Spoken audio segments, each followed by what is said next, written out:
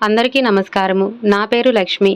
Mister CEO 57వ భాగము రచయిత స్వర్ణ బొబ్బాల గారు. ఎప్పటినుండో తన మనసులో ఉన్న బాధ మొత్తం ఒక్కసారిగా కన్నీళ్ల రూపంలో బయటికి వచ్చింది విజయేంద్రకి. తన కూతురు అలా తన ముందు బిహేవ్ చేస్తూ ఉంటే బాధపడుతూ ఉండేవాడు. కానీ ఎప్పుడూ పైకి ఎక్స్‌ప్రెస్ చేయలేదు. ఇప్పుడు తన కూతురు నార్మల్‌గా మాట్లాడుతూ మిమ్మల్ని మిస్ అవుతున్నాను డాడీ అని చెప్పింది అంటే తను చాలా మారిపోయింది అనుకొని చాలా హ్యాపీగా ఫీల్ అయ్యాడు Vijayendra. Next day morning Radha, Prasanna ఇద్దరూ లేచి ఫ్రెష్ అయ్యి ఆఫీస్‌కి స్టార్ట్ అవ్వటానికి ఇంకా టైం ఉండటంతో ఇద్దరు కూర్చొని మాట్లాడుకుంటూ ఉన్నారు. పార్టీకి వెళ్లారు కదా! అంత లేట్ అయింది ఏంటి? మీ సార్ నిన్ను రానివ్వలేదా ఏంటి? నిన్ను వదిలిపెట్టి ఉండలేక చాలాసేపు నీతోనే స్పెండ్ చేశాడా ఏంటి? అని అంది నవ్వుతూ ప్రసన్న. ప్రసన్న అలా అడగగానే రాధ చిక్స్ రెడ్‌గా మారిపోయాయి. కానీ వెంటనే నార్మల్ అయిపోయి జరిగింది మొత్తం చెప్పింది. వాట్? మానస్ ఇలా చేశాడా? నిత్య నిజంగానే మారిందంటావా? లేదంటే మళ్ళీ ఏదైనా డ్రామా ప్లే చేస్తున్నారంటావా ఇద్దరూ కలిసి? అని అంది ప్రసన్న. ఇప్పటివరకు ఇలాంటి థాట్ రాధకి రాలేదు. కానీ ప్రసన్న అలా అడిగేసరికి ఒక్క క్షణం ఆలోచిస్తూ ఉండిపోయింది. అప్పటికే ఆఫీస్ టైం అవ్వటంతో సరే ఏదైనా ఉంటే నైట్ మాట్లాడుకుందాం. మనకు ఇప్పుడు ఆఫీస్ టైం అయింది కదా! ఆఫీస్‌కి వెళ్దాం అని అంది ప్రసన్న. ఓకే అని చెప్పి బయలుదేరింది రాధ. ఆఫీస్‌కి వెళ్ళి కూర్చొని కూడా ప్రసన్న అన్న మాటల గురించి ఆలోచిస్తూ ఉంది. క్రిష్ వెళ్ళి కూర్చొని వర్క్ స్టార్ట్ చేశాడు. రాధ క్రిష్ వచ్చింది కూడా చూసుకోనంత డీప్‌గా ఆలోచిస్తూ ఉండిపోయింది. కొంచెం సేపు చూసి రాధ ముందుకు వెళ్ళి హలో మేడం, గుడ్ మార్నింగ్ అన్నాడు క్రిష్. క్రిష్ వాయిస్ వినగానే నార్మల్ అయ్యి వెంటనే లేచి నిలబడుతూ గుడ్ మార్నింగ్ సార్ అని అంది. ఏంటి? దేని గురించి అంత డీప్‌గా థింక్ చేస్తున్నావు? Any problem? అన్నాడు క్రిష్. జరిగింది మొత్తం క్రిష్‌కి చెప్పింది రాధ. మానస్ గురించి ముందే తెలియటంతో క్రిష్ ఎక్కువగా షాక్ అవ్వలేదు. సార్, మానస్ ఇలా చేశాడంటే మీరు నమ్ముతున్నారా? అని అంది రాధ. రాధ ఏదో ఆలోచించడం చూసి నా గురించి వదిలే, నువ్వు చెప్పు, నువ్వు నమ్ముతున్నావా? అని అడిగాడు రాధని దగ్గరికి తీసుకుంటూ క్రిష్. ఏమో ఒకసారి నాకే అర్థం అవ్వట్లేదు అని అంది రాధ. నేను నిజమేనేమోనని అనుకుంటున్నాను అన్నాడు క్రిష్. క్రిష్ అలా అన్న తర్వాత రాధ కూడా నాకు కూడా అలాగే అనిపించింది సార్. వేరే ఏ విషయంలోనైనా అమ్మాయిలు అబద్ధం చెప్పొచ్చు కానీ ఆ విషయంలో చెప్పరు కదా! అండ్ తను బాధపడుతూ ఉంటే అది ఫేక్ అని నాకు అనిపించలేదు. కానీ ప్రసన్న వాళ్ళు ఏదైనా గేమ్ ప్లే చేస్తున్నారేమో అనేసరికి నాకు అనుమానం వచ్చింది అని అంది రాధ. అందరి కోసం ఆలోచిస్తూ నీ గురించి నువ్వు ఆలోచించుకోవటం, నువ్వు పట్టించుకోకపోవటం మర్చిపోతున్నావు. చూడు ఎలా అయిపోతున్నావో. నువ్వు ప్రాపర్‌గా ఫుడ్ తీసుకోవటం లేదు. బ్రేక్‌ఫాస్ట్ చేశావా లేదా? అన్నాడు క్రిష్. అప్పుడు గుర్తొచ్చింది రాధకి. క్రిష్‌తో కలిసి ఆఫీస్‌లో తినొచ్చు అనుకొని బ్రేక్‌ఫాస్ట్ ఆఫీస్‌కి తీసుకొని వచ్చింది. కానీ ఏదో ఆలోచిస్తూ బ్రేక్‌ఫాస్ట్ గురించి మర్చిపోయింది. క్రిష్ అలా అడగగానే తన హ్యాండ్‌తో తలపై కొట్టుకొని అయ్యో సారీ, మర్చిపోయాను, నేను మీతో కలిసి బ్రేక్‌ఫాస్ట్ చేస్తాను అని ఇద్దరి కోసం బ్రేక్‌ఫాస్ట్ తీసుకొచ్చాను. కానీ ఏదో ఆలోచిస్తూ మర్చిపోయాను. సారీ. ఇప్పటికే చాలా ఆలస్యమైంది. నెక్స్ట్ మీకు ఒక మీటింగ్ కూడా ఉంది. ఫాస్ట్‌గా బ్రేక్‌ఫాస్ట్ చేద్దురు గాని రండి అని అంది రాధ. బ్రేక్‌ఫాస్ట్ చేయటం కోసం పిలిచింది రాధ. క్రిష్‌ను ఓకే అని క్రిష్ బ్రేక్‌ఫాస్ట్ చేయటానికి వెళ్ళాడు. క్రిష్‌కి ప్లేట్‌లో పెట్టి తను కూడా పెట్టుకోబోతూ ఉంటే చెయ్యి పట్టుకొని ఆపాడు క్రిష్. ఎందుకు ఆపాడో అర్థమవ్వక క్రిష్ వైపు చూసింది రాధ. 2 ప్లేట్స్ ఎందుకు? ఒక ప్లేట్ సరిపోతుంది కదా! అన్నాడు క్రిష్. సార్, నేను కూడా తినలేదు అని అనింది రాధ. తిను, ఇక్కడ ప్లేట్ ఉంది కదా! ప్లేట్‌లో బ్రేక్‌ఫాస్ట్ ఆల్రెడీ పెట్టి ఉంచావు కదా! ఇంకా మళ్ళీ ఇంకో ప్లేట్ ఎందుకు? అన్నాడు. అది మీకోసం పెట్టాను సార్ అంది రాధ. నా కోసం పెడితే ఏంటి? నువ్వు కూడా తినొచ్చు కదా! అని రాధకి తినిపించాడు క్రిష్. రాధ వెంటనే ఇంకొక ప్లేట్ తీసి క్రిష్‌కి పెట్టబోయింది. వద్దని చెప్పాను కదా! అన్నాడు క్రిష్. మీరెలా తింటారు సార్ అని అంది రాధ. రాధ, నువ్వు తినిపిస్తే తింటాను అన్నాడు క్రిష్. కళ్ళు పెద్దవి చేసి క్రిష్ వైపు చూసింది రాధ. ఏంటి అలా చూస్తున్నావు? తినిపించవా? ఓకేలే, నువ్వు తినిపించకపోతే ఈ రోజు నేను తినను అని అన్నాడు క్రిష్. వెంటనే తను కూడా క్రిష్‌కి తినిపించింది. ఇద్దరూ మాట్లాడుకుంటూ ఒకరికొకరు తినిపించుకుంటూ బ్రేక్‌ఫాస్ట్ తినటం కంప్లీట్ చేశారు. ప్రసన్న ఓకే చెప్పగానే చాలా హ్యాపీగా ఫీల్ అయ్యి ఎప్పుడు ఈ విషయం పేరెంట్స్‌తో షేర్ చేసుకుందామా? నైట్ మొత్తం వెయిట్ చేసి మార్నింగ్ లెగవగానే ఫాస్ట్‌గా ఫ్రెష్ అయ్యి ఇంటికి వెళ్ళాడు గౌతమ్. గౌతమ్ ఆ టైంలో ఇంటికి రావటం, అది కూడా అంత హ్యాపీగా ఇంటికి రావటం చూసిన గౌతమ్ ఫాదర్ చాలా ఆశ్చర్యపోయాడు.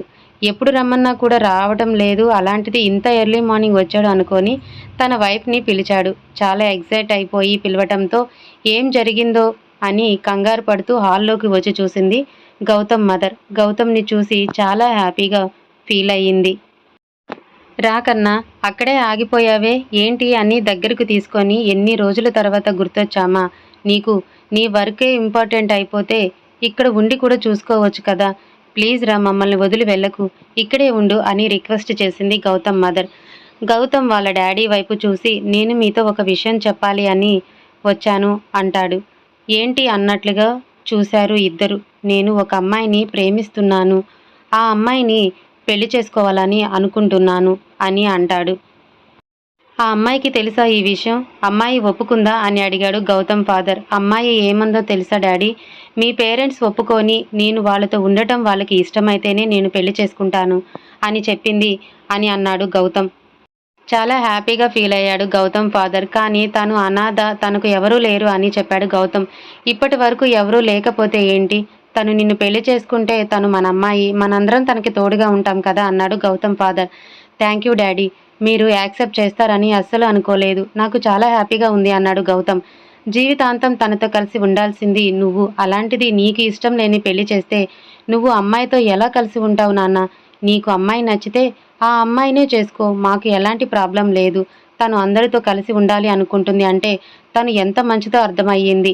ఇంకా అలాంటప్పుడు మేమెందుకు వద్దంటాము అన్నాడు గౌతమ్ ఫాదర్. అమ్మాయిని తీసుకురావాల్సింది మేము చూసేవాళ్ళం కదా అంది గౌతమ్ మదర్. ఈరోజు ఈవినింగ్ కానీ రేపు మార్నింగ్ కానీ తీసుకువస్తానమ్మా అని చెప్పి బయటకు వెళ్ళిపోబోయాడు గౌతమ్. ఆగు నాన్న, టిఫిన్ చేసి వెళ్ళు అంది గౌతమ్ మదర్.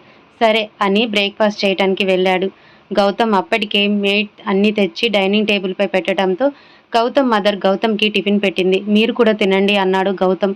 ముగ్గురు కూర్చొని తింటూ ఉన్నారు. అవును, అమ్మాయి ఎక్కడ ఉంటుంది, ఇప్పుడు ఏం చేస్తుంది అని అడిగింది గౌతమ్ మదర్. రీసెంట్గానే ఒక జాబ్లో జాయిన్ అయిందమ్మా, తను వాళ్ళ ఫ్రెండ్ కలిసి ఒక ఫ్లాట్ తీసుకొని ఉంటున్నారు అని చెప్పాడు గౌతమ్. ఓకే కన్నా, నాకు తనని త్వరగా చూడాలని ఉంది, కుదిరితే ఈ రోజే తీసుకొని రావచ్చు కదా అని అంది గౌతమ్ మదర్. ఓకే మా, ట్రై చేస్తాను అని చెప్పాడు. అప్పటికే బ్రేక్ఫాస్ట్ చేయటం కంప్లీట్ అవ్వడంతో లేచి హ్యాండ్ వాష్ చేసుకొని ఇద్దరికి బాయ్ చెప్పి వెళ్ళిపోయాడు గౌతమ్. రాధ కృషి దగ్గరికి వెళ్ళి, సార్ రేపు ఒక మీటింగ్ ఉంది, అది మీరు కంపల్సరీ అటెండ్ అవ్వాలి అని చెప్పింది. ఓకే అన్నాడు క్రిష్. అయినా కూడా వెళ్లకుండా అలాగే నిలబడి సార్ అని చిన్నగా పిలిచింది రాధ. చేస్తున్న వర్క్ ఆపేసి రాధ వైపు చూసి, ఏంటి రాధ చెప్పు అన్నాడు క్రిష్. నాకు రేపు లీవ్ కావాలి అని అడిగింది రాధ. ఎందుకు ఏంటి అని ఏమీ అడగకుండానే ఓకే అన్నాడు క్రిష్. అంత ఈజీగా ఒప్పుకుంటాడా అని ఎక్స్పెక్ట్ చేయని రాధ ఫస్ట్ షాక్ అయినా తర్వాత చాలా హ్యాపీగా ఫీల్ అయ్యింది. అమ్మయ్య, రీజన్ అయితే అడగలేదు అనుకొని వెళ్ళి తన ప్లేస్లో కూర్చొని వర్క్ చేసుకుంటూ ఉంది. ఆఫ్టర్నూన్ టైంలో విజయేంద్ర కెనడాకి స్టార్ట్ అయ్యాడు. విజయేంద్ర వెళ్తున్న విషయం నిత్యతో చెప్పాడు. నిత్య యాజ్ సూన్ యాజ్ పాసిబుల్ రావడానికి ట్రై చేయండి డాడ్, మీకోసం వెయిట్ చేస్తూ ఉంటాను అని అంది. ఓకేరా అని చెప్పి ఫోన్ తీసుకొని ఐఎమ్ గోయింగ్ టు కెనడా అని ఒక పర్సన్కి టెక్స్ట్ చేసి వెళ్ళిపోయాడు విజయేంద్ర. విజయేంద్ర వెళ్ళిన కొంచెం సమయం తర్వాత విజయేంద్ర వెళ్ళిన విషయం సురేష్కి తెలిసింది. ఇక్కడ ఉన్నప్పుడు మేము రాధని ఏం చేయకుండా చాలా కాపాడారు, అది నువ్వే అని నాకు తెలుసు. సో ఇప్పుడు నువ్వు ఇక్కడ లేవు, ఏం చేసినా కూడా ఎవరు కాపాడలేరు, ఇంకా నేను నా ఇష్టం వచ్చినట్టు చేసుకుంటాను అని అనుకొని వెంటనే ఫోన్ తీసి మానస్కి కాల్ చేసి, ఎప్పుడు కుదిరితే అప్పుడు చేసేద్దాం, మన ప్లాన్ ఇంప్లిమెంట్ చేయడానికి టైం వచ్చేసింది, సో బీ రెడీ అన్నాడు సురేష్. ఓకే అన్నాడు మానస్. నెక్స్ట్ డే మార్నింగ్ రాధకి గుడ్ మార్నింగ్ టెక్స్ట్ సెండ్ చేశాడు క్రిష్. రాధ ఆ మెసేజ్ చూసి చాలా హ్యాపీగా ఫీల్ అయ్యి వెరీ గుడ్ మార్నింగ్ సార్ అని రిప్లై ఇచ్చింది. బ్రేక్ఫాస్ట్ చేసావా, ఏం చేస్తున్నావు అని మెసేజ్ చేసి రాధ రిప్లై ఇవ్వకపోవడంతో ఓకే నాకు మీటింగ్కి టైం అవుతుంది, ఈవినింగ్ చేస్తాను బాయ్ అని మళ్ళీ ఒక టెక్స్ట్ సెండ్ చేసి ఫోన్ పక్కన పెట్టి మీటింగ్ కోసం రెడీ అయ్యాడు క్రిష్. రాధ కొంచెం బిజీగా ఉండి మళ్ళీ మెసేజ్ చూడలేదు. తర్వాత మెసేజ్ చూసిన తర్వాత తనకి హ్యాపీగా అనిపించిన కొంచెం భయం కూడా అయ్యింది. తను ఎందుకు అంత టెన్షన్ పడుతుందో ప్రసన్నకి అర్థం అవ్వలేదు. ఏంటి మార్నింగ్ నుండి చాలా టెన్షన్గా ఉన్నావు, ఆఫీస్కి టైం అవుతున్నా ఇంకా రెడీ అవ్వలేదు అని అడిగింది ప్రసన్న. నేను ఈరోజు ఆఫీస్కి లీవ్ పెట్టాను, ఆఫీస్కి వెళ్ళటం లేదు, నువ్వు వెళ్ళు అని అంది రాధ. ఎందుకు, ఏమైంది, ఒంట్లో బాగోలేదా అని అడిగింది కంగారుగా ప్రసన్న. ఏమీ లేదు, ఈరోజు ఎందుకో వెళ్ళాలనిపించలేదు, అందుకే రాను అని చెప్పేశాను, నీకు టైం అవుతుంది కదా నువ్వు వెళ్ళు అని అంది రాధ. నీతో ఒక విషయం చెప్పాలి అంది ప్రసన్న. ఏంటి చెప్పు అంది రాధ. గౌతమ్ వాళ్ళ పేరెంట్స్తో మా గురించి మాట్లాడాడంట, వాళ్ళ ఇంట్లో ఒప్పుకున్నారంట, నన్ను ఒకసారి చూడాలి అన్నారు అని చెప్పాడు. ఇప్పుడు వాళ్ళ ఇంటికి వెళ్తున్నాను, గౌతమ్ కొద్దిసేపట్లో మన ఫ్లాట్ దగ్గరికి వస్తాడు అని